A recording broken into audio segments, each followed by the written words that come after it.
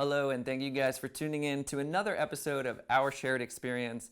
If you're watching this on my La Flair Parkour YouTube and you're like, what the heck is Our Shared Experience? Well, I have another YouTube channel that I just started that is all about this, right? It is also a podcast that is available on all major podcast platforms, including Spotify, which I tend to listen to podcasts on all the time. And it's a little bit different. So if you guys are listening to this on the usual platform, today is going to be interesting because I'm talking about going pro. And I think this can be used very much in the parkour space. And I will use parkour as a reference quite often throughout this video.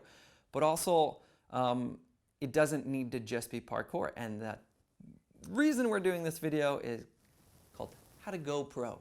Not GoPro, like with a camera, but like how to go pro, how to be a professional at whatever it is that you love to do. I myself have always taken all the things that I love and figured out a way to make money off of it and just live and be a professional in those things. And it wasn't always about being a pro this or a pro that. It was a lot of my life and how I considered, especially early on, what was being a professional this or professional that was just, can you make money off of it? In the very beginning of parkour, it was like, you know, the urge to want to call myself a professional parkour athlete was there from pretty early on, even before that was really considered a thing, because I got involved in parkour pretty early.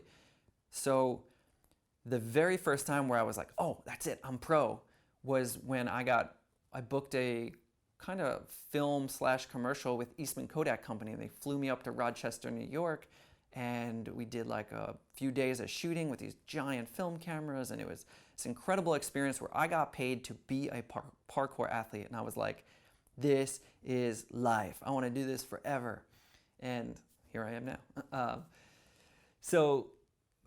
That didn't make me a professional parkour athlete, and how you consider someone pro in any one thing is going to vary. You know, in a lot of sports and action sports, it's like, is a professional athlete someone who takes themselves serious? Is it just like you have a training regimen, you work out, you have a correct diet, and you're working with these trainers, and you're a pro athlete? Is it someone that just makes a living off of doing the thing they love?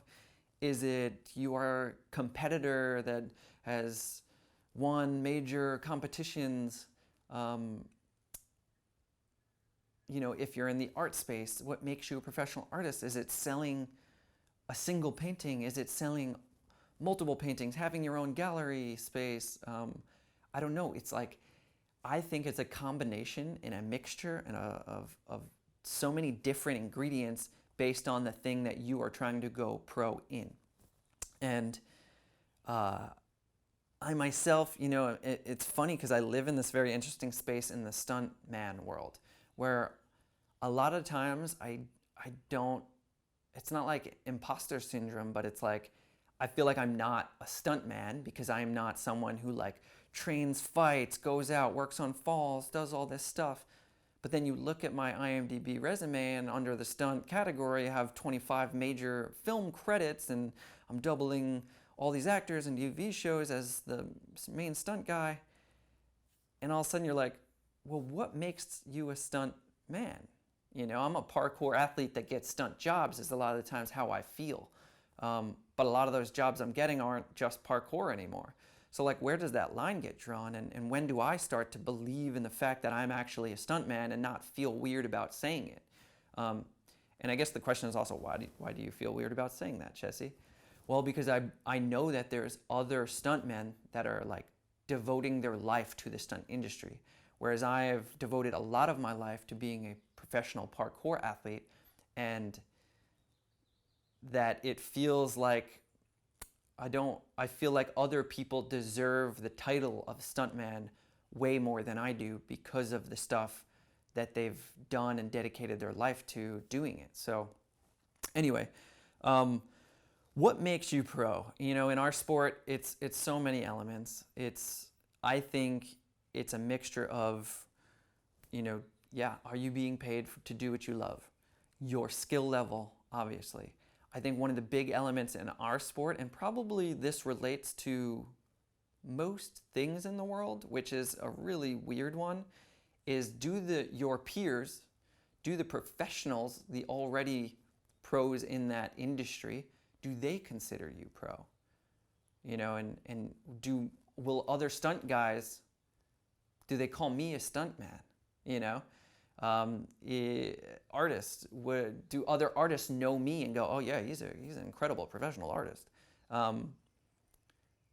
And those are the questions that you need to ask yourself. But in parkour, it's interesting because you're like, well, how do you consider, you know, like if all the other pros have to consider you a pro to become pro, well, how did they become pro? You know what I mean? So it's like this weird, like chicken and the egg kind of thing. But at the end of the day, all the pros in our sport know who's pro. They get it.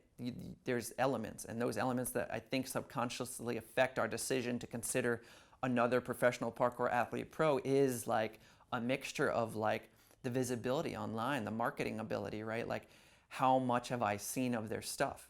Skill levels, obviously a huge one. If you don't have the skill to be a pro, you can be as famous as you want, but we're not going to consider you professional if you can only do a Webster and a 4-foot precision. You know, it just doesn't work like that. So you have to mix all these things together. So we have that, right? We have, do the pros consider you pro? Are you making a living off of doing this thing? Which I don't know if that's actually the most important, but it's one of the earliest ones that make people feel like they are pro without all the other elements. Marketing, have you built an audience? Have you built a following behind this craft? Is there a general audience that also believes with you that you're a professional? And then, yeah, it's just like, I think, and then the other one's really like, yes, it's the craft. Do you uphold a certain level of skill in the thing that you love, and do you believe that you are pro? And I think that is probably one of the biggest elements that will help get you there. So like I said earlier, I got that first job with Eastman Kodak Company, and in my head I was like, boom, I'm a professional parkour athlete. I started putting it on resume as professional parkour athlete, because all of a sudden it changed where if someone ever asked me like, oh, what does that mean? Oh, how are you a professional? Oh, well, I'm making money doing the thing I love. And I think that could be with anything. I think you need to be aware that if you find joy in something, whether it's doodling and drawing, or it's, I don't know, hiking, right? All these other things, traveling. Right now, we live in a world where you can literally be paid if you have enough creative problem-solving skills. You can literally be paid to do anything. And I've done it my entire life. You know, like I found something fun. I love the water park that I used to live near. So I got a job being a lifeguard there for 2 years. I grew up in action sports, and I just like loved skating, loved BMX, loved rollerblading, all these different things. So I got a job at a skate park. I became the head camp counselor, worked there 6 summers in a row. And it was the best job of my life, right? Like I enjoyed every day waking up to go skate in the sun, and like it doesn't get better than that. But it was also odd things, you know, like when I found something fun, like I found a pogo stick. There's a pogo stick company called Flybar. It used to make those big pogo sticks like this big, and you could jump 6 feet in the air. Well, with my background of BMX, I was able to already do like saran wraps and X-ups and Supermans on this thing, and I was just like, this is freaking fun. So this was probably 15 years ago, something like that. I don't know, maybe even more. Ended up getting paid to jump on a pogo stick. I reached out to the company, sent them some videos, and they were like, oh, well, why don't you, if you're interested, we'll pay you to come out and just do demos at these fairs or street fairs and things, and we'll create a little section for you, and you could just bounce and do tricks, and that'll bring people into the booth to buy these. I was like, that's awesome. So right now, I'm finding, so if you guys didn't know, I went to school for art. I got my bachelor's of fine arts in sculpture with a concentration on video projectional performance kind of thing. So it was this weird mix of like creating installations and things like that. At that time, I found an interest in creating paintings or creating art with sound as a visual medium. How do I use sound, an audible thing, and create it visually? And I started to do all these different things, and right now we're surrounded in the studio that we're in by all these different crystal paintings and sound paintings with speakers and all these different materials. And I'm in a place where I still really like to do it, but there's part of me that hasn't shifted into wanting enough of to make it my thing and become a professional artist. I believe a lot in what I'm doing, but I also feel like I'm still exploring something. So maybe I don't believe in my art enough to want to take it serious. You know, I keep shooting all these videos of the process, but then the videos just sit there and I'm not editing them, I'm not putting them out, I'm not pitching them to my audience and posting them on Instagram. I go through these little windows of like, I should do it, well, let me do a little bit. And then I back off of it. So the big part of like going pro is like really wanting it, because at the end of the day, the other thing that you need to do to go pro is work. Like work your ass off. And that sounds like it isn't fun. But what I mean by that is like, sometimes working your ass off really isn't difficult, right? Like filming a cool fly bar, pogo stick video, editing it, and finding a contact to where to send it, and then reaching out and sending that video because, hey, it would be fun to do this thing, is work in relation to fun. So for me personally, I've always just thought, all right, well, if I enjoy doing something, there's probably a way to get paid to do it. And there's no better thing in the life than to make money doing what you love. And I've made an entire life out of it, and I couldn't be more happy. But you need to work, and you need to really dive into like what that looks like. And you know, in other podcasts I've talked about, or will talk about, the creative problem solving, the third door aspect, how you can always find a different way to market yourself and come into like how to introduce yourself to someone, or how to make a business, or how to do the thing that you love in a more creative way. So do work, but be creative about the way you approach it.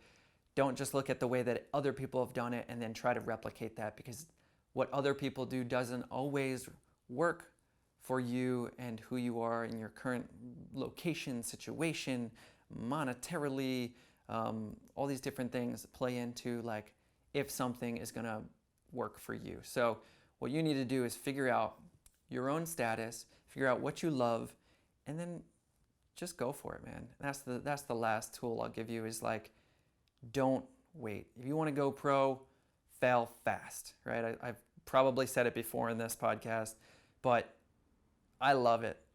This is my effort to fail fast, right? Like, I'm just gonna make these. If no one ever watches them, best part about it is that I'm doing something I love. I'm speaking out, I'm listening to my own advice come out of my mouth, and then trying to figure out like, do I believe that that's correct, and fighting myself in my own thought process.